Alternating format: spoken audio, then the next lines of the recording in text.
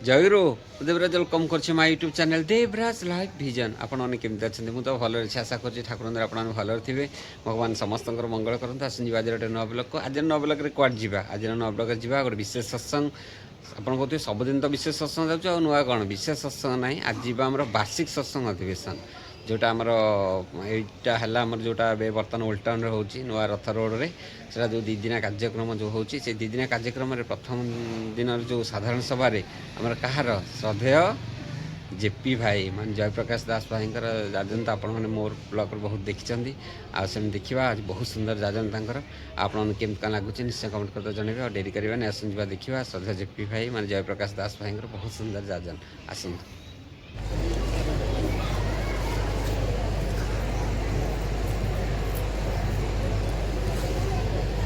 समस्त को पुणी थे जयगुरु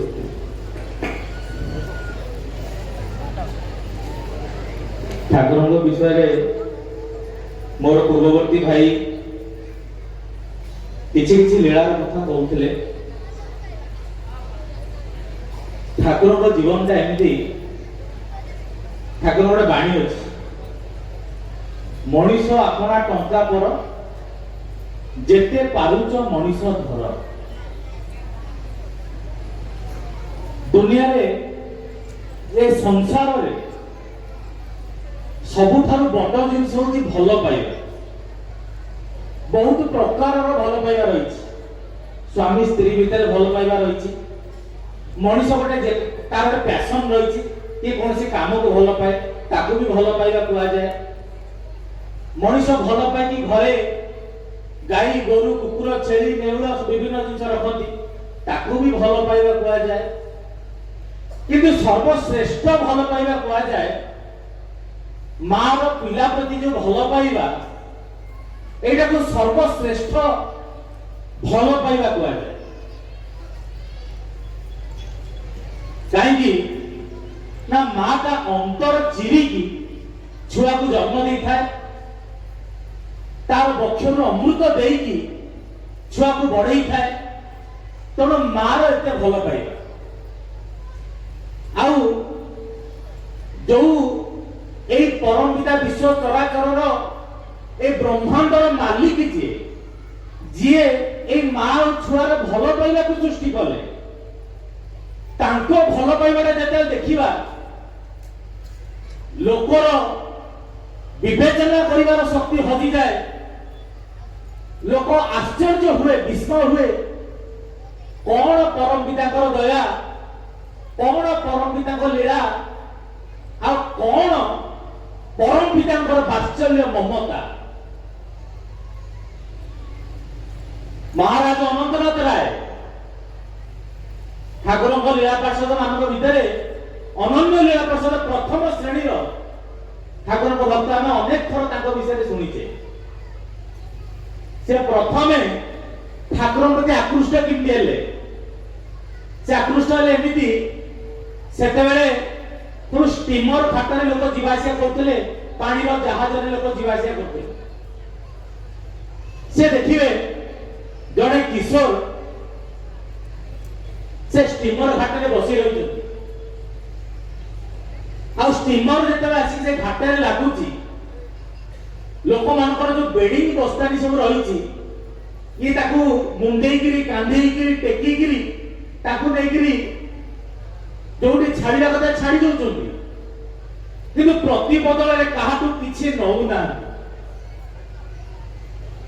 याकू अनंतनाथ राय बहुत भलो भाबरे निरीक्षण करके देखिले ताले होउची कोन ये कुलीगिरी करूची लोक को पैसा पत्र किछि न नेगिरी लोक को सेवा दउचंती बारंबार दउचंती अनेक थर दउचंती आ निज को किछि बुझेई पालेनी गले बाध्य की पचारिया पई जे ये कोन करूचंती आ से सेदिनर ठाकुर थिले अनुकूल चंद्र चक्रवर्ती जगह जाई ठाकुर को जिज्ञासा करिवे जे ठाकुर ठाकुर बोलते नुहे जे मु देखुची बहुत समय धर की देखुची तुम्हें एमती बहुत लोकंकर जो बेडिंग बस्तानी नहीं जाऊच कुलीगिरी करूच अथच प्रति बदल में काटू किसी नौन कौन पाई ସେତେବେଳେ ଠାକୁରଙ୍କର ଯୋଉ ଲାଇନ ଥିଲା, ସେ ଲାଇନଟା ଥିଲା ଆଜ୍ଞା, ଅନ୍ୟର ସ୍ୱସ୍ତିରେ ମହାପ୍ରଶସ୍ତି। ଅନ୍ୟକୁ ଟିକେ ଆନନ୍ଦ ଦେଇକି, ଅନ୍ୟକୁ ଟିକେ ଖୁସି ଦେଇକି, ତାର କଷ୍ଟକୁ ଲାଘବ କରିକି ମହା ଆନନ୍ଦ ପ୍ରାପ୍ତ ହୁଅନ୍ତି। ଏଟା କିଏ ହେଇପାରେ?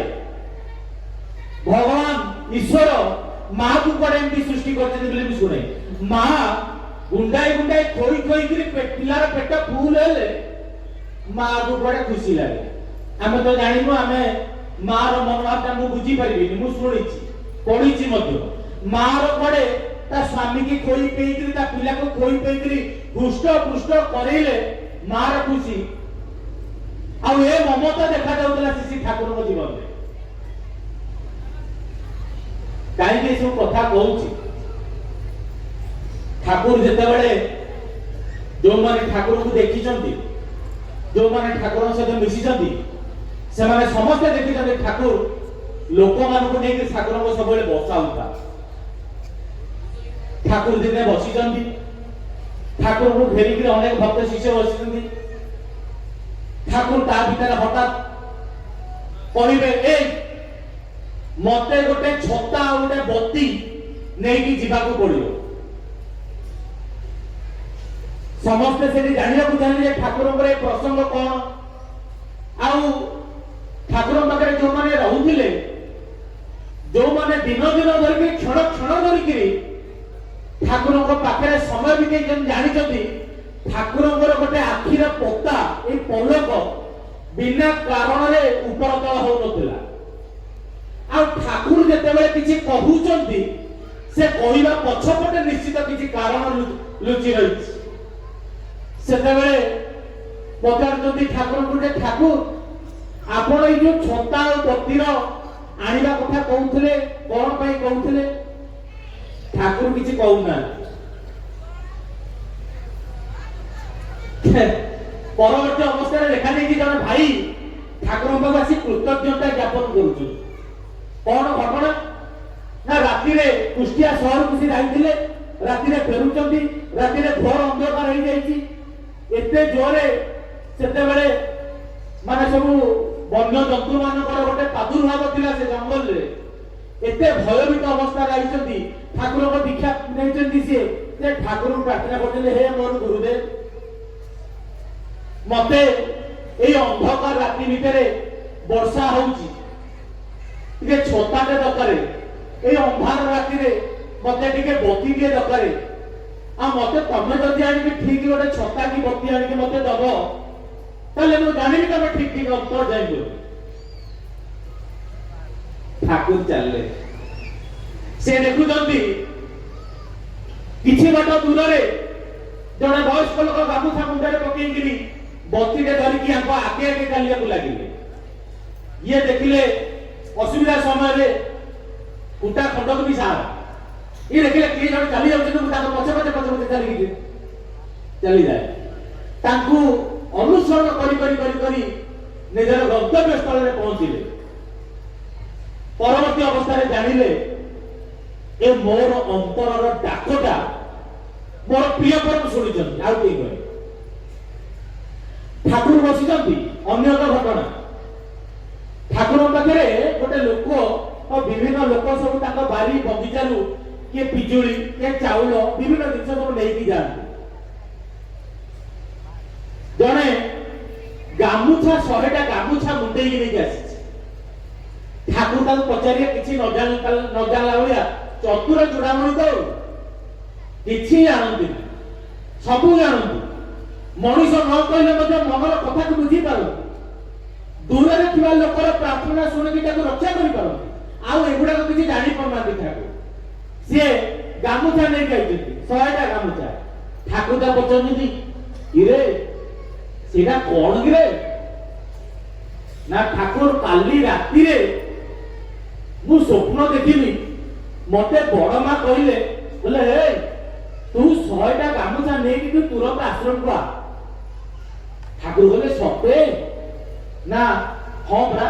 ନାଇଁ ଦେଖ ଦେଖ, ବଡ ବୋଉକୁ ସ୍ୱପ୍ନରେ ଦେଖିଛୁ ମାନେ ତୋର ଭଲ ହବ, ଦେଖ ଦେଖ। ଭଲ ଭଲ ଆଉ ନେଇକି ଆସିଛୁ ଆଣ ଆଣ ଯା ଯା ଯା ଯା ବଡ ବୋଉକୁ ଦେଇଦେ। ସେତେବେଳେ କହିଲେ ଠାକୁର ମୋର ଗୋଟେ ପ୍ରଶ୍ନ ଅଛି। ନା କହୁନୁ କଣ କଣ କହୁଛୁ? ନା ଠାକୁର ଆମ ଘରେ ଆମ ଘର ପାଖରେ ସବୁ ଆମେ କିଛି ଗୁରୁ ଭାଇ ମାନେ ଚଳୁଛୁ। ସେଠି ଜଣେ ଗୁରୁ ଭାଇ ଆପଣ ଆଶ୍ରମରେ ବସନ୍ତି, ଆପଣ ଗୋଟେ ଖଟରେ ବସନ୍ତି, ଆପଣ ଖଟରେ ବସିଲା ବେଳେ ଗୋଟେ ତକିଆ ବ୍ୟବହାର କରନ୍ତି, ଆପଣ ବେଳେ ବେଳେ ଚୌକି ବି ବ୍ୟବହାର କରନ୍ତି, ଆପଣ ଧଳା ବେଡସିଟ୍ ବ୍ୟବହାର କରନ୍ତି। ଆଉ ଏ ସମସ୍ତ କିଛିକୁ ଦେଖିକି ଆମର ସେଠାକାର ଜଣେ ଗୁରୁ ଭାଇ ସେ ଅତି ସମ୍ବେଦନଶୀଳ ଭାବରେ ସେ ଆପଣଙ୍କ ପାଇଁ ଗୋଟେ ଘର କରିଛନ୍ତି। ତାଙ୍କ ଘର ଭିତରେ ସିଏ ଗୋଟେ ଖଟ ପକେଇଛନ୍ତି। ସେ ଖଟରେ ଖୁବ୍ ସିଧା ହେଇକିରି ଗୋଟେ ମାନେ ବେଡସିଟ୍ ପଡିଛି, ସେଠି ଚୌକିଟା ପଡିଛି, ଆଉ ତାଙ୍କ ଘରେ ଗୋଟେ ସେ ଫ୍ୟାନ ଲଗେଇଛନ୍ତି। ଆଉ ସେ ଘରେ କାହାକୁ ସେ ପଶିବାକୁ ଦିଅନ୍ତିନି, କହନ୍ତି ଇଏ ମୋର ଠାକୁର ଘର। ଠାକୁର କହିଲେ ଅସଲ କଥାଟା କହ। ନା ଅସଲ କଥାଟା ହଉଛି ତାଙ୍କ ସ୍ତ୍ରୀ ସବୁବେଳେ ତାଙ୍କୁ ଗଞ୍ଜଣା ଦିଅନ୍ତି। କହିଲେ ତମେ ଏମିତିଆ ଗୋଟେ ଭକ୍ତ, କାହିଁ ତମର ତ ଆଉ ଅନ୍ୟ ଲୋକଙ୍କର ଏମିତିଆ ଠାକୁର ଘର ନାହିଁ, ତମେ ଗୋଟେ ବେଶୀ ଦେଖେଇ ହଉଛ। ତମର ଗୋଟେ ଠାକୁର ଘର, ତମର ଗୋଟେ ପଙ୍ଖା ଲାଗିବ, ତମର ଗୋଟେ ଖଟ ପଡିବ, ଚୌକି ପଡିବ, ଯେତେକ ପ୍ରକାର ସବୁ ବାଜେ ଜିନିଷ ସବୁ ତମର। ଠାକୁର କହିଲେ ତାପରେ ନା ଦିନକର ଘଟଣା ହେଇଛି, ରାତିରେ ସେଇ ଯୋଉ ମା ଜଣକ ସେ କୌଣସି କାରଣରୁ ଉଠିଥିଲେ, ଉଠିକି ସେଇ ଘର ଯୋଉଟା ଠାକୁର ଘର ସେଇ ବାଟେ ଯାଉଥିଲେ, ତାଙ୍କୁ ଲାଗିଲା ଯେ ସେ ଘର ଭିତରେ କେଇ ଜଣ ଚଳପ୍ରଚଳ କରୁଛନ୍ତି। ଇଏ କହିକି ଯେତେବେଳେ କବାଟା ଖୋଲିଦେଲେ, କବାଟା ଖୋଲିଦେଇ ଦେଖିଲେ ଠାକୁର ସେ ଖଟ ଉପରେ ଏମିତି ବସିଥିଲେ। ଜଣେ ବୃଦ୍ଧ ବ୍ୟକ୍ତି ୟାଙ୍କୁ ଯେମିତି ଦେଖିଲେ ତକିଆଟାକୁ ଏପଟକୁ ବୁଲେଇ ଦେଇକି ଏମିତି ବସିଲେ। ସିଏ ଆଲୋ କହୁଲ କହିକି ସେଇଠି ମୂର୍ଚ୍ଛା ହେଇଗଲେ। ହେଲେ ଠାକୁର ମୋ ମନର ପ୍ରଶ୍ନ ହଉଛି ଏହା କଣ ସତ୍ୟ? ଠାକୁର କହୁଥିଲେ ତମେ ମାନେ ଗୋଟେ କଣ ଗୋଟେ କୁହରେ ଭାବ ବିନୋଦିଆ ଠାକୁର ବୋଲି, ଆଉ ଯାହାର ଭାବଟା ଯେତେ ବଡ ତା ପାଖରେ ତା ପ୍ରଭୁ ସେତେ ବଡ। ସେତେବେଳେ এই ভক্ত শিষ্য ମାନଙ୍କର ବୁଝିବାର ଅଭାବ ରହୁନି ଯେ এই ଯୋଉ ଭାଇ ଉମେଶ ଚନ୍ଦ୍ର ଲାହିଡିଙ୍କର କଥା କହୁଥିଲେ। ଆମେ ସତ୍ସଙ୍ଗରେ ବହୁତ ଅଜସ୍ର ଘଟଣା ଶୁଣୁଛେ। ଠାକୁର କଣ ଗ୍ରହଣ କରନ୍ତି? ଠାକୁର ମଣିଷ ଭିତର ଭାବଟାକୁ ଗ୍ରହଣ କରନ୍ତି। ତାଙ୍କ ଅନ୍ତରରେ କି କେତେ ସ୍ଥାନ ଦେଇଛି ସେଇଟାକୁ ଗ୍ରହଣ କରନ୍ତି।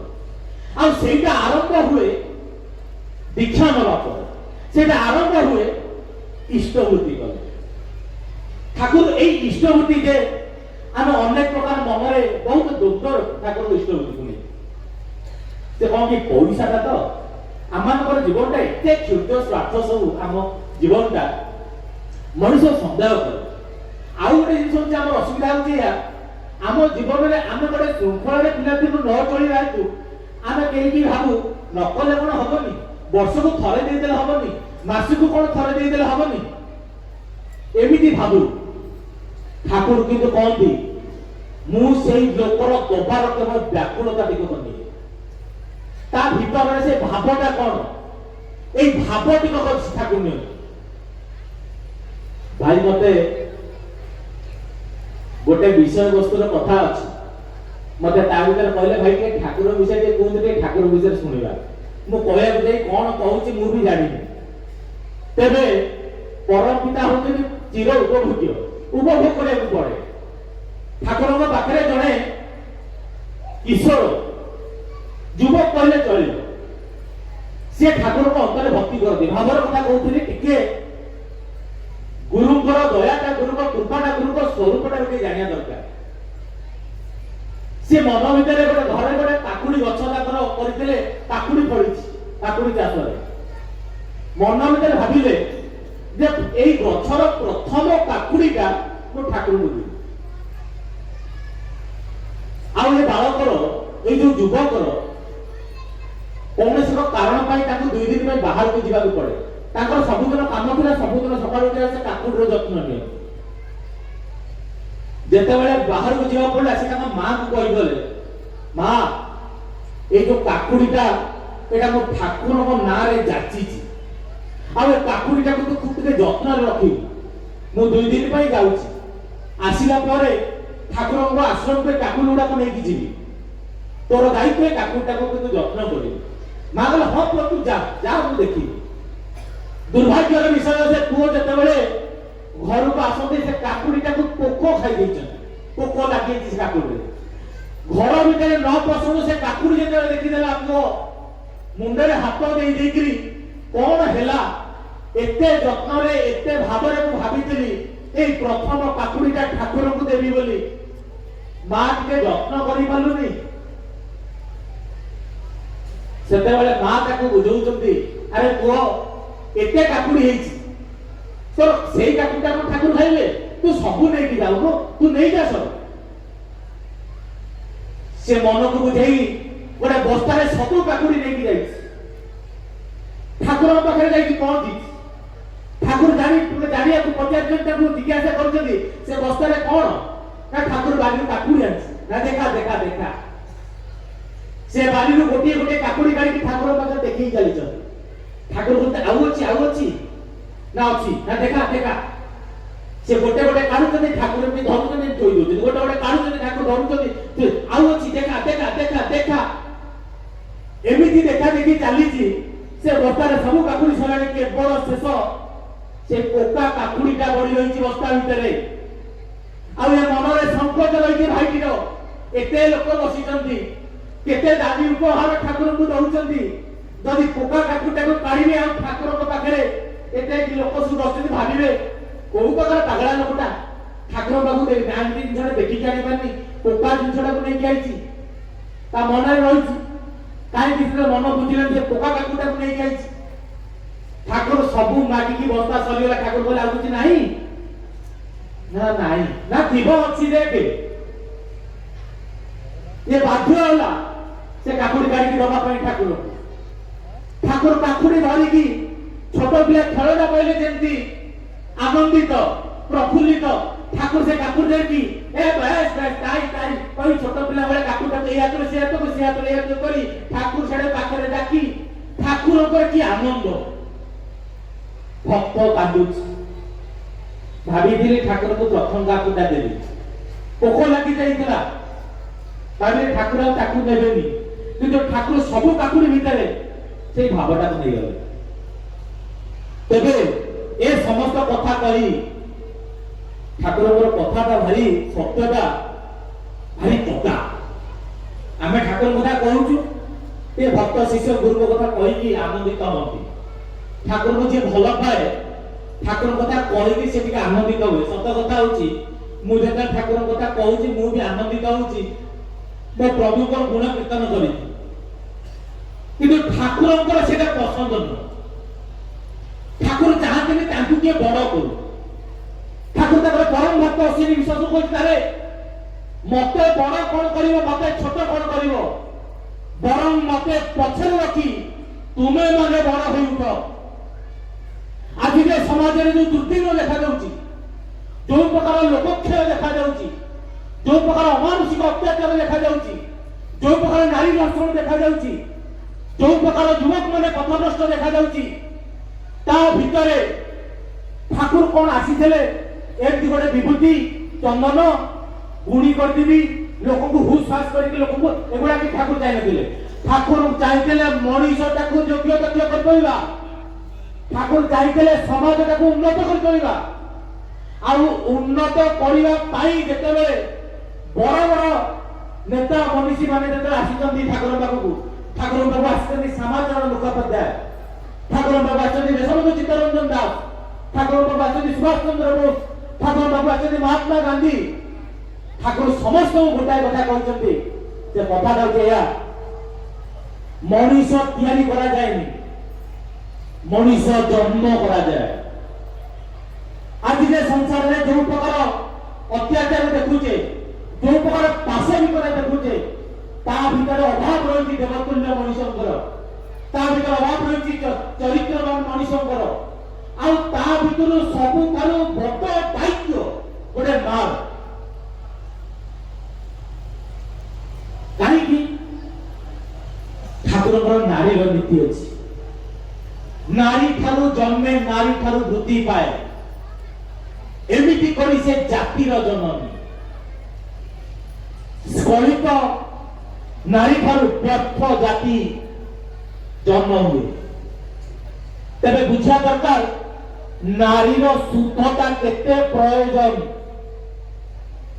ଆଜି ଭାଇ ଭଗତ ସିଂହର କଥା କହୁଥିଲେ, ଗୁରୁ ଗୋବିନ୍ଦ ସିଂହର କଥା କହୁଥିଲେ, ଆମ ସତ୍ସଙ୍ଗରେ ଆଲୋଚନା ହୁଏ ଶିବାଜୀଙ୍କର କଥା, ଆଲୋଚନା ହୁଏ ବିବେକାନନ୍ଦଙ୍କର କଥା।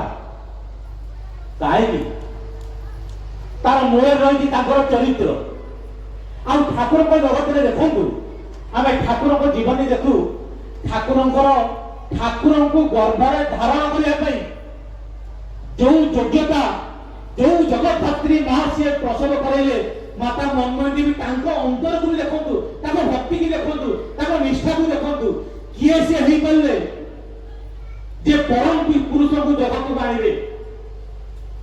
ଜଗତରେ ବଡ ବଡ କାମ ହେଇପାରିବ ଏଇ ଯୁବକ ମାନଙ୍କ ଭିତର ଦ୍ୱାରା। ଏଇ ଯୁବକ ପୁଅ, ଏଇ ଯୁବକ ଝିଅ। ଆଉ ଠାକୁରଙ୍କର କଥା ଭିତରେ ଅଛି, ପୁରୁଷ ନଷ୍ଟ ହେଲେ ଜାତି ନଷ୍ଟ ହୁଏ ନା, ନାରୀ ନଷ୍ଟ ହେଲେ ଜାତି ନଷ୍ଟ ହୁଏ। এই କିଛି ଦିନ ତଳେ ଆମର ଶ୍ରଦ୍ଧେୟ ସୁଭାଷ ଭାଇ ପୂଜ୍ୟ ନରେନ୍ଦ୍ରଙ୍କର ଏଠି ଫଟୋ ଥୁଆଯାଇଛି। ଆପଣ ମାନେ ଚାହିଁଲେ ସତ୍ସଙ୍ଗରେ ଦେଖିପାରିବେ, ତାଙ୍କୁ ଦର୍ଶନ କରିପାରିବେ। ଏ ନରେନ୍ଦ୍ରଙ୍କର ଗୋଟେ କଥା କହୁଥିଲେ, ମତେ ତ ଅନ୍ତରରୁ ବହୁତ ଭଲ ଲାଗିଲା। ସେ କଥାଟା ଥିଲା ଏଇଭଳି, ଗୋଟେ ମା, ଗୋଟେ ନାରୀ, ତାର ଯଦି ଐକାନ୍ତିକ ଭଲ ପାଇବା ହେଲା ଗୋଟେ ପୁରୁଷ ପ୍ରତି, ଐକାନ୍ତିକ ଭଲ ପାଇବା, ଏ ଶବ୍ଦର ବହୁତ ମିନିଂ ଅଛି। ସେଟା ସେ ସ୍ତ୍ରୀ ରୂପରେ ହେଇପାରେ, ମା ରୂପରେ ହେଇପାରେ, ଭଉଣୀ ରୂପରେ ହେଇପାରେ, ଝିଅ ରୂପରେ ହେଇପାରେ। ସେ ପୁରୁଷକୁ ଅଗ୍ନି ଜଳେଇ ପାରିବନି, ପାଣି ବୁଡେଇ ପାରିବନି, ଖଡଗ କାଟି ପାରିବନି। ଗୋଟେ ମାର ଶକ୍ତିଟା ଏତେ ଅଧିକା। ଆଜି ଯେ ଯୁବକର କଥା ଭାଇ କହିକି ଗଲେ, ଆମ ଜୀବନ ଭିତରେ, ଆମ ସମାଜ ଭିତରେ ସବୁଠୁ ବଡ ସମସ୍ୟା ହଉଛି ଶିକ୍ଷାର। ଆଉ ସେ ଶିକ୍ଷାଟା ଆରମ୍ଭ ହୁଏ, ଆମେ ଭାବିବୁ କଣ ଭୁବନେଶ୍ୱରରେ ରହିଛୁ, ରାଜଧାନୀ, ଏଠି ଶିକ୍ଷାର ଅଭାବ ରହିଲା। ମାଳ ମାଳ ଇଞ୍ଜିନିୟରିଂ କଲେଜ, ମାଳ ମାଳ ପ୍ରାଇଭେଟ ସ୍କୁଲ, ମାଳ ମାଳ ଘରୋଇ ସବୁ ଟ୍ୟୁସନ ମାଷ୍ଟର, ବହୁତ ପ୍ରକାର ସବୁ ଜିନିଷ ଥାଇକିରି ଏଠି ଶିକ୍ଷାର ଅଭାବ ରହିଲେ ଭାବିପାରୁ। ଠାକୁର କିନ୍ତୁ ସେ ଶିକ୍ଷାର କଥା କହୁନାହାନ୍ତି।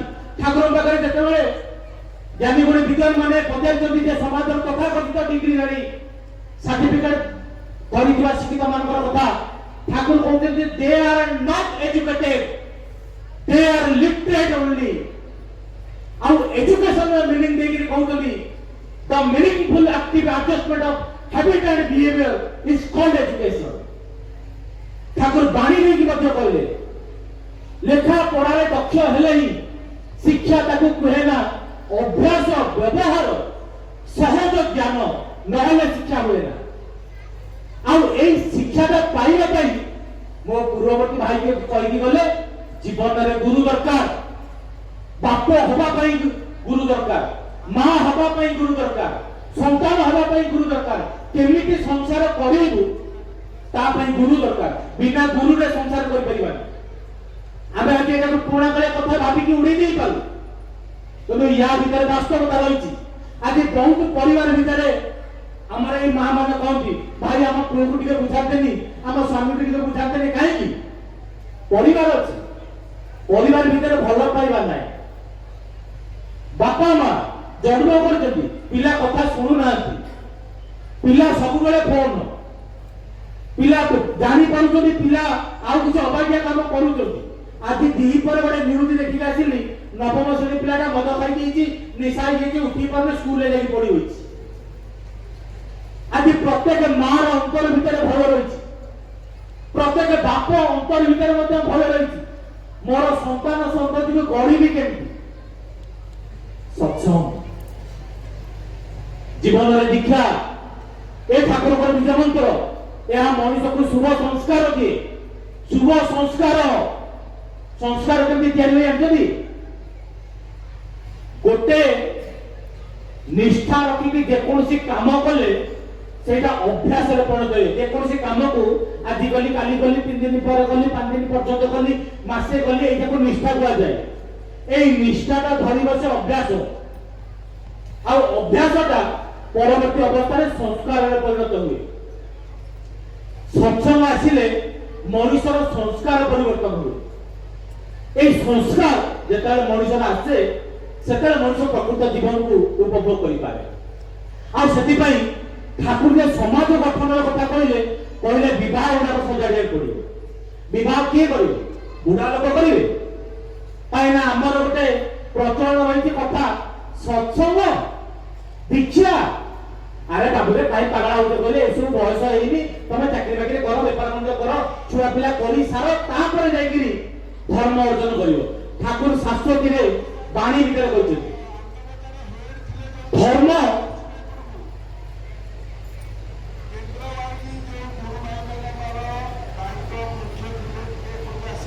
বুড়া বয়সে ঠাকুর কହୁଛନ୍ତି ধর্ম করা যায় না, ধর্ম করা যায় উপযুক্ত বয়সে। মাউসী মা সৎসঙ্গের উদ্দেশ্যটা হচ্ছে যুবক পুଅ, যুবতী ঝିଅ কম বয়সରୁ ତାଙ୍କୁ ଦୀକ୍ଷା ପ୍ରାପ୍ତ କରେଇ ତାଙ୍କର ଚଳନ ଚରିତ୍ରକୁ ଶୁଦ୍ଧ କରେଇବା। ଆଉ ଏ ଶୁଦ୍ଧତା ଉପରେ ନିର୍ଭର କରୁଛି ଆଗାମୀ 50 ବର୍ଷ ପରେ ଉନ୍ନତ ବ୍ୟକ୍ତି ମାନଙ୍କର এই ଧରା ପୃଷ୍ଠରେ ଜନ୍ମଗ୍ରହଣ। এইটা মাউসী মা সৎসঙ্গ চাହୁଛି। মাউসী মা সৎসঙ্গର ଆନ୍ଦୋଳନଟା ହଉଛି ଏଇଆ ଯେ ଠାକୁର ଯୋଉଟା 3 ପିଢ଼ି ପରେ କହିଲେ ଭଲ ଭଲ ଲୋକମାନଙ୍କର ଆଗମନ ହବ, এইটা ହବ। ମଣିଷର ଚରିତ୍ର ପରିବର୍ତ୍ତନ ହବ। ତା ପାଇଁ ଦରକାର এই ବ୍ୟକ୍ତିକୁ ପାରିବାରିକ ଦାମ୍ପତ୍ୟ ପାରିବାରିକ ଜୀବନ ପର୍ଯ୍ୟନ୍ତ ନିୟନ୍ତ୍ରଣ, ତାପରେ ଯାଇକି ସମାଜ ହବ। ପରିବାର ଭିତରେ ସମସ୍ତେ ଦୀକ୍ଷା ନେବା ଦରକାର, ଏକା ସାଙ୍ଗରେ ସକାଳୁ ଉଠିବା ଦରକାର, ସମସ୍ତେ ଇଷ୍ଟବୃତ୍ତି କରିବା ଦରକାର, ପ୍ରତ୍ୟେକ ବ୍ୟକ୍ତି ତାର ଗୁରୁଜନକୁ ପ୍ରଣାମ କରିବା ଦରକାର, ନିରାମିଷାଶୀ ହବା ଦରକାର, ସତ୍ସଙ୍ଗ ଆସିବା ଦରକାର, ନିଜ ଘରେ ପାରିବାରିକ ସତ୍ସଙ୍ଗ କରିବା ଦରକାର। ତାହେଲେ ଆମେ ଜାଣିପାରିବା ଯେ ଠାକୁରଙ୍କ ବିଧାନ ଜାନ ହେଲେ କଣ କହିଲେ, ଠାକୁରଙ୍କ ଦୀକ୍ଷା ନେଇଥିବୁ। ବହୁତ ପରିବାର ଭିତରେ ଦେଖାଯାଇଛି, ବହୁତ ପୁରୁଣା ଦୀକ୍ଷିତ ପିଲାକୁ ଯଦି ସତ୍ସଙ୍ଗ ଡାକିବା କଥା କହିବେ, ଆକ୍ଚୁଆଲି ପିଲା ତାଙ୍କ କଥା ଶୁଣୁନଥିବ, ସେମାନେ ଏଠି କହିବେ ସେ ପଢୁଛି ବା, ତା ପରୀକ୍ଷା କଥା ମୁଣ୍ଡ ଉପରେ, କଣ ପଢୁଛି ସିଏ, ପଢୁଛି, ସିଏ କିଛି ପଢୁନଥିବ। ଜମା ହବନି ମଣିଷର ମନ ଅନିୟନ୍ତ୍ରିତ ପରିବେଶରେ ଯାହା ଯାହା ଘଟଣା ଦେଖୁଛେ ଜମା ସେ ସଜାଡି ପାରିବନି। ଏକମାତ୍ର ସତ୍ସଙ୍ଗ ଛାଡିଦେଲେ, ଠାକୁରଙ୍କ ବୀଜ ମନ୍ତ୍ର ଛାଡିଦେଲେ ମଣିଷକୁ ରକ୍ଷା କରିବାର ବାଟ ଏଇଟା କିଛି ଅଲଗା ନାହିଁ। ସତ୍ସଙ୍ଗର ପ୍ରয়োଜନ ରହିଛି। ଆମେ ବୁଝିକି ବାବୁ ଚାହୁଁଛୁ, ଜାଣିକି ବି ଏବେ ବି ସଂଘର୍ଷ। ଠାକୁରଙ୍କ ଦୀକ୍ଷା ନେଲେ ମଣିଷର ନିଜ ସହିତ ଲଢେଇଟା ବେଶୀ ହୁଏ। ଆଉ ଠାକୁର ୟାର ଉଦାହରଣ ଦେଇକି ଯାଇଛନ୍ତି। ଭାଇ କହୁଥିଲେ ମାଇ ଲାଇଫ ଇଜ ମାଇ ମେସେଜ। ଠାକୁର କହିଲେ ଗୋଟେ ଦିନ ଠାକୁର କଥା କହୁଛନ୍ତି, କହିଲେ ମୁଁ ଗୋଟେ ଦିନ ଭାବିଲି ଯେ କୁଷ୍ଟିଆ ଯିବି। ଆଚ୍ଛା କୁଷ୍ଟିଆ ଯିବେ, କହିଲେ କୁଷ୍ଟିଆ ହଉଛି 15 କିଲୋମିଟର ବାଟ। এই যে বালি চড়ারে চালিকি ଯିବି, ଦିନ ମାନେ 2 ପର ଟାଇମ, ମୁଣ୍ଡ ଉପରେ ଖରା, କିଛି ବାଟ ଚାଲିଛି, ପାଦ ଏତେ ଜୋର କଷ୍ଟ ହେଲା ଭାବିଲେ ଆଉ ଯାଇପାରିବି। ମୁଁ ମନେ ମନେ ଭାବିଲି ନା ନା, ମୁଁ ସଂକଳ୍ପ କରିଛି ଯେତେବେଳେ ମତେ ଯିବାକୁ ପଡିବ। ବହୁତ କଷ୍ଟେ ମଷ୍ଟେ ପଡିଗଲି, ଦେଖିଲି ପାଦ ଗୁଡାକ ଫୋଟକା ହେଇଗଲା। ଫୋଟକା ହେଇକି ପାଦ ଭିତରେ ପୂଜ ଜମିଗଲା। ଠାକୁର କହିଲେ ଆଉ ଯାଇନି, ଆଉ ଫେରି ପାରିବି ରହିଛି। ଠାକୁର କହୁଛନ୍ତି ମୁଁ ନିଜକୁ ନିଜେ ବୁଝଉଛି ନା, ମୁଁ କଣ ହାରିଯିବି, ମତେ କରିବାକୁ ହବ, ଯାହା ପାଦ ହଉଛି ହଉ, ମୁଁ ମୋର ସଂକଳ୍ପ ଠାରୁ କିନ୍ତୁ ହଟିବିନି। ଠାକୁର ସେଇ ପୂଜ ପାଦରେ ଫେରିକି ଆସିଲେ ଘରୁ। ତଥାକଥିତ ନୀତି ଉପଦେଶ ଦେଇନାହାନ୍ତି, ଆଚରଣ କରିକି ଦେଖେଇଛନ୍ତି। ଆଜି ବି ଆମକୁ ସଂଘର୍ଷ କରିବାକୁ ପଡୁଛି। ଇଷ୍ଟବୃତ୍ତି କରେ, ବୋଉ ଡାକୁଥବ, ବାପା ଡାକୁଥିବେ, ଭାଇ ଡାକୁଥବ, ଭଉଣୀ ଡାକୁଥବ, ଆରେ କରେ ରେ, ଗୁରୁ ଭାଇ ଫୋନ କରୁଛ, ଆରେ ଆରେ, ଆରେ ପ୍ରାର୍ଥନା ଟାଇମ ହେଇଗଲା ଚାଲେ ରେ। ଏବେ ବି ବୁଝିକି ଅବୁଝା, ଏବେ ବି ସତ୍ସଙ୍ଗ ପାଇଁ ଫୋନ କରିବାକୁ ପଡୁଛି, ମାନେ ବୁଝିକି। ଲଢେଇଟା ସବୁବେଳେ ଅଛି। ଆଉ ଠାକୁରଙ୍କ ଦୀକ୍ଷାଟା ଯଦି ଖାଲି ଭଲ କଥା ଗୁଡା ଶୁଣି ଦେଇକି ପାଳି ଦେଇଥାନ୍ତା, ତାହେଲେ ଭାରତ ବର୍ଷରେ ଆଜି ଅବସ୍ଥା ଏହା ହେଇନଥାନ୍ତା। 1000 ବର୍ଷର ଗଲା ନେଇଛୁ, ଜ୍ଞାନ ନଥିଲା, ଏଠି ବୁଦ୍ଧି ନଥିଲା, ଏଠି ପୋଥି ନଥିଲା, ବିଦ୍ୟା ନଥିଲା, ସବୁ ଥିଲା, ନଥିଲା କର୍ମ, ନଥିଲା ଭିତରେ ସାହସ, ନଥିଲା ଭିତରେ ପରାକ୍ରମ, ନଥିଲା ଭିତରେ ଶକ୍ତି। ସେଥିପାଇଁ ପୂଜ୍ୟ ନରେନ୍ଦ୍ର ଆମେ କୃତଜ୍ଞ ତାଙ୍କ ପାଖରେ, ଯିଏ କହିଲେ ପୁଅମାନେ ଡେଲି ଏକ୍ସରସାଇଜ କରିବେ, ଗଜାମୁଗ ବୁଟ ଖାଇବେ, ଝିଅମାନେ ପୁଚି ଖେଳିବେ, ତାଙ୍କର ବି ଗଜାମୁଗ ବୁଟ ଖାଇବେ, ପେଜ ପିଇବେ, ଯାହା ଯାହା କୁହାଯାଇଛି ତାହା କରିବେ। ଏଗୁଡାକ କଲେ ଏ ଠାକୁରଙ୍କ ଦୀକ୍ଷାରେ ପାଳି ହେବ। ନହେଲେ ଠାକୁରଙ୍କ ଦୀକ୍ଷାଟା ତା ବାଟରେ, ଫଟୋ ତା ବାଟରେ, ଠାକୁରଙ୍କ ସତ୍ସଙ୍ଗ ତା ବାଟରେ, ମୋର ଚଳନି, ମୋର ଚରିତ୍ର, ମୋର ଅଭ୍ୟାସ ଏଇଟା ମୋ ବାଟରେ। ମୋର ଜୀବନ ସାଙ୍ଗରେ ଠାକୁରଙ୍କୁ ସମ୍ପର୍କ ଥିବ। 12 ବର୍ଷ କାହିଁକି 12 ଜନ୍ମ ବିତିଗଲେ ବି ମୋ ଜୀବନରେ ମୁଁ କିଛି କରିପାରିବିନି ଯେ ପର୍ଯ୍ୟନ୍ତ ଚରିତ୍ର ଉପରେ ହାତ ନ ପଡେ। ଆଜି ଆମ ଭିତରେ ଶକ୍ତିର ଅଭାବ, ସେଥିପାଇଁ କୁହାଯାଏ ଏକ୍ସରସାଇଜ କର। କାଛା ପିଣ୍ଡ କାନରେ ଶୁଣି ଶୁଣି କାନରେ ଗଳି ବସିଗଲାଣି, ହେଇପାରୁନି। କାହିଁକି ନା ଆମେ ଏତେ ଦୁର୍ବଳ, ଆମେ ନିଜେ ଜାଣିଛୁ ଆମେ କେତେ ଦୁର୍ବଳ। ଆମେ ଓଡିଆ ଲୋକ ଏ ଭାଇ ମାନେ ଖାଇବୁ ବହୁତ, ଶୋଇବୁ ବହୁତ, ବହୁତ ଶୋଇବୁ। ଶୋଇବାର ମଜା ଯାହା ଆଉ ସେଟା କୋଉଥିରେ ନାହିଁ। ମୁଣ୍ଡ ବିନ୍ଧିଲେ ଶୋଇବୁ, ମନ କଷ୍ଟ ହେଲେ ଶୋଇବୁ, କିଛି କାମ ନାହିଁ ଶୋଇବୁ, ଦେହ ବିନ୍ଧିଲେ ଶୋଇବୁ, ପାଠ ଭଲ ହେଲେ ବି ଶୋଇବୁ, ପାଠ ଭଲ ନହେଲେ ବି ଶୋଇବୁ, ଯାହା ହେଲେ ରାମବାଣ ଚିକିତ୍ସା ଶୋଇବୁ। ଆମ ଓଡିଶାଟା ଶୋଇ ଶୋଇକି ଯାଇଛି। ନରେନ୍ଦ୍ର କହୁଥିଲେ, ମୁଁ ଶୁଣି ଯାଉନି, ସେଟା କହନ୍ତି ଯେ ଗୋଟେ ସତ୍ସଙ୍ଗରେ ପଡେ ଆମର ସ୍ୱର୍ଗତ ଚନ୍ଦନ ଭାଇ ଥିଲେ, କହିଲେ ଭାଇ ଏରେ ବାସି ପଖାଳ ଉପରେ ଆଲୋଚନା କରୁ। ଆମର ସବୁ ଖଟା ଜାତୀୟ ଖାଦ୍ୟ, ଚୁନା ମାଛ, ଶୁଖୁଆ ପଚି ଯାଇଥିବ, ସଢି ଯାଇଥିବ, ଏଇ ଖାଦ୍ୟକୁ ଖାଇକି ଆମେ ମାନେ ଜାତି ତିଆରି କରିବୁ, ଆମେ ଆମ ଜୀବନ ତିଆରି କରିବୁ, ବଡ ବଡ ଲକ୍ଷ୍ୟ ହାସଲ କରିବୁ, କିଛି ହବନି। ମଣିଷ କରିବା ପାଇଁ ଶକ୍ତି ଦରକାର, ସେଥିପାଇଁ ଦରକାର ଏଇ ସବୁ ଜିନିଷ, ପୁଷ୍ଟିକର ଖାଦ୍ୟ ଦରକାର। ସେଥିପାଇଁ ବହୁତ କମ ପଇସାରେ ଗଜାମୁଗ ବୁଟ, ହେଭି ପ୍ରୋଟିନ ସେଥିରେ, ତାକୁ ଖାଇବା ଦରକାର। ଠାକୁର କହିଛନ୍ତି ଘିଅ ଖାଇବା ଦରକାର, ଠାକୁର କହିଛନ୍ତି ରାଶି ଖାଇବା ଦରକାର। ରାଶିକି ବାଟିକି ଦେଲେ ଠାକୁର କହିଛନ୍ତି ଆମିଷର ପାପ ବି ଦେଇପାରିବନି ଯାହା ରାଶି ଦବ। ଡାକ୍ତର ମାନେ କହନ୍ତି ଅଣ୍ଡା ଖାଅ, ମାଛ ଖାଅ, ଠାକୁର କହିଲେ ରାଶି ଯାହା ଦେଇପାରେ ଆମିଷର ବାପା ବି ଯାହା ଦେଇପାରିବ। ଏଇ ଯୋଉ କଞ୍ଚା କଦଳୀ, ଘିଅ, ଅରୁଆ ଚାଉଳ, ଏଇ ଯୋଉ ସନ୍ଧ୍ୟାବେଳେ ଲୁଣ, ଏଗୁଡାକ ଆମ ଜୀବନ ପାଇଁ ଦରକାର। ଘିଅ, କ୍ଷୀର, ଏତିକି ପୁଷ୍ଟି ଆମ ଜୀବନ ପାଇଁ ଯାହା ଦରକାର। ଠାକୁର କହୁଛନ୍ତି ଏଇ ସବୁ ଖାଦ୍ୟରୁ ଯଥେଷ୍ଟ ପରିମାଣରେ ମିଳେ। ମହୁ ଖାଇସାରିଲା ପରେ ଟିକେ ମହୁ ଟିକେ ଖାଇବା ଦରକାର। ଏଗୁଡା କାହିଁ ସତ୍ସଙ୍ଗ ଆଲୋଚନା ହଉଛି ଭାଇ? ଭଲ ଭଲ ବଡ ବଡ କଥା କହୁନାହାନ୍ତି ଭାଇ, ଭାଗବତର କଥା କହୁନାହାନ୍ତି। ଏସବୁ କଥା କଣ ଏଇଠି ଆଗ ରହିଛି କଥାଟା। ଯେ ପର୍ଯ୍ୟନ୍ତ ଏଗୁଡାକୁ ନ କରିପାରିବୁ, ଯେତେ ଶୁଣିବୁ କିଛି କରିପାରିବୁ। ତେବେ ସମୟ ତ ବୋଧେ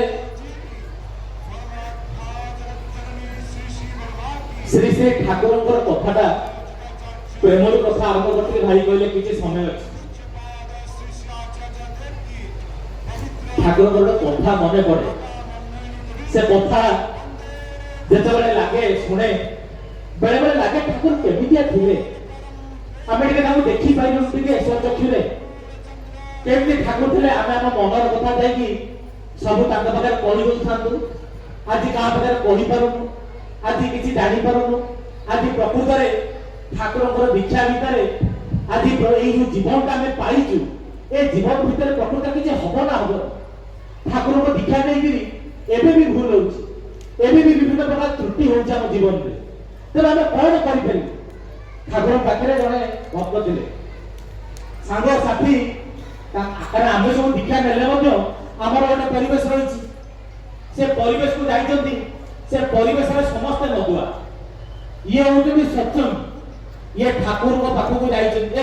ସେ ଯାଇଛନ୍ତି ସେ ସାଙ୍ଗମାନଙ୍କ ପାଖକୁ, ସାଙ୍ଗମାନେ ଗୋଟେ ପ୍ରୋଗ୍ରାମ କରିବେ।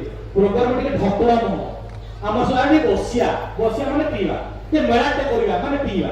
ଏଇଟା ଗୋଟେ ଆମର ଏବେ ଚାଲିଛି, ଟ୍ରେଣ୍ଡ ଚାଲିଛି। ଆଉ ସାଙ୍ଗ କଣ ବହୁତ ଦିନ ଦେଖା ନାହିଁ, ଆସ ଟିକେ ବସିବା, ଟିକେ ସମୟ ବିତେଇବା, ତାମାନେ ଟିକେ ପିଇବା, ଆଉ କିଛି ନୁହଁ। ବସିବା ମାନେ ଆଉ କାନ୍ଦ ହାତ ପକାଇ ବସିବା ନୁହଁ, ବସିବା ମାନେ ପିଇବା। ସେ ଭାଇଙ୍କ ପାଖରେ ସେଇଟା ଘଟଣା ଘଟିଲା। ତାଙ୍କୁ ସାଙ୍ଗମାନେ ଡାକିଲେ, କହିଲେ ଆଜି ଟିକେ ହବ ମଉଜ। ସେ କହିଲେ ଆଜ୍ଞା ମୁଁ ଦୀକ୍ଷା ନେଇଛି, ମୁଁ ତମ ମୁଣ୍ଡିଆ ମତେ ଭାଇ ଏଠାରେ ପୁରାନି, ମୁଁ ଜମା ଏସବୁ କରିପାରିବି ନା। ତମେ ଦୀକ୍ଷା ନେଇଛ କୋଉଠି? ତମ ଠାକୁର ଯାଇକି କୋଉଠି? ଗୋଟେ ଗ୍ଲାସ ପିଇଦେଲେ କଣ ଏମିତି ରାମାୟଣ ଅଶୁଦ୍ଧ ହେଇଯାଇଛି? ତମେ ପିଇବ ନା। ତାକୁ ଚାଲିଲା।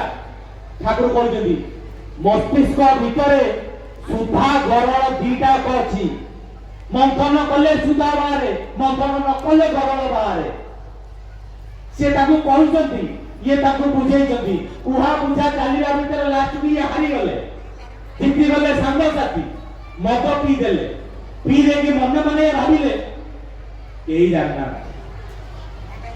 ठाकुर जानती जानना को सत्संगी भी देखिना एपटे तापर सकाळू ठाकुर परम भक्त ब्रजगोपाल दत्त है तांको आते ठाकुर कही पठेइबे ए जाई कि से भाईटा को नहीं डाकी कि आइलु से काली रात रे एटा जखन दे कांड करछि आ तू ताको किछ कहबु ताका डाकी कि मो पाखु को नहीं आसी से तो जिबे तांको डाकी कि नहीं आसीबे से ठाकुर पाखु आसीबे त ठाकुर कहबे तमे काली रात रे एई निषिद्ध कार्य करिछ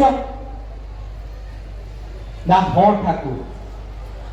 ठाकुर कही कहले क्षमा ठाकुर कहले ना प्रायश्चित करिया किंतु पड़िबो दंड आज भोगिया को पड़िबो किंतु दंडटा तुमे भोगिबो दंडटा मु भोगिबी काहे ना दंड जो स्तर हबो ताको तुमे संभाळी परिबो कौन दंड ठाकुर को आउ भक्त थे सत्यटा बोली ठाकुर कहले सत्यटा जाई गोटे चाबुक नहीं आस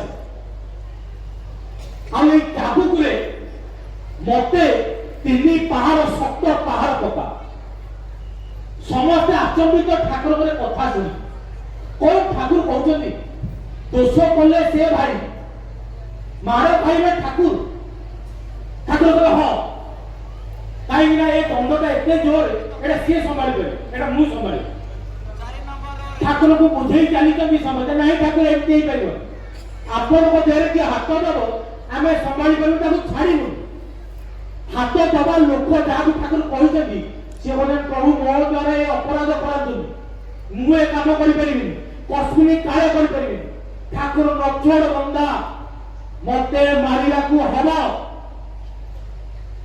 शेषरे ठाकुर जीति आगे समस्त हारे केवल परिवर्तन हम चाबुक जगह बेत आसो समस्ते भे भे कि कांदुवे बाड़ी धरी लोक बाड़ी धरिकी थरुचंती आम दोष परम पिता दंडित हेबे एई कोन आमर गुरु भक्ति एई कोन आमर प्रिय को भल पाइबा एई कोन आमर तांको अंतरे स्थान देवा से जेते बेतडा धरिचंती ठाकुर कहते मार तो नाई ठाकुर ना कौटी मार से बाड़ी धरती धीरे मारे कही जाऊँ तते कौटी जोरे मारू से सतदा जय गुरु कही ठाकुर को पिता को जोर मारे मार पूरी मारे ठाकुर कहे मार पूरी मारे ठाकुर माड़ खाइबे समस्ते कांदिबे समस्ते सेठी से जो अवस्था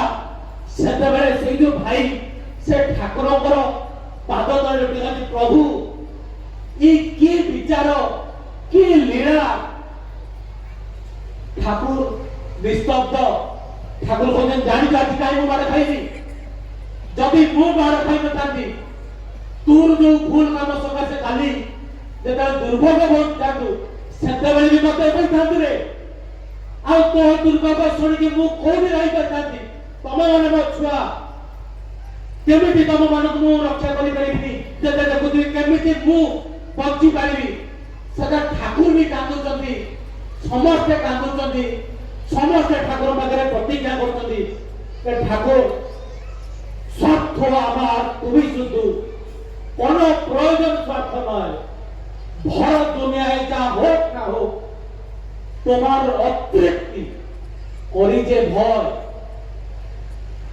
প্রভু এমিতি কেবে দিন ন আসু যে মো পাই মো প্রভু কষ্ট পাইবে এইটা গোটে শিষ্যর গোটে ভক্তর প্রার্থনা রয়ে থাকে আর আমার জীবନରେ এ কথা কইবার অধিকার মোর নাই আমার জীবনের অকৃতকার্যতা আমার জীবনের विफलता यह ठाकुर कष्ट दिए तेरे जीवन में परम पिता को केंद्र करी सुख शांति आनंद उन्नति जीवन आमर भरी जाऊ आम समस्ते आनंद रहू ठाकुर एकमात्र इच्छा आकांक्षा या जे आम समस्ते भले केमती रहू यही कथाटा मुंडे रखी दरकार सावधान रही भलरे रही चारिआडे मरण चारिआडे काल चारिआडे विपदटा घनी आसी एकमात्र इष्ट निष्ठा एकमात्र परम पिता छत्र छाया व्यतीत आमको कई रखिपारे आज उत्सव सरीनी आम उत्सव चली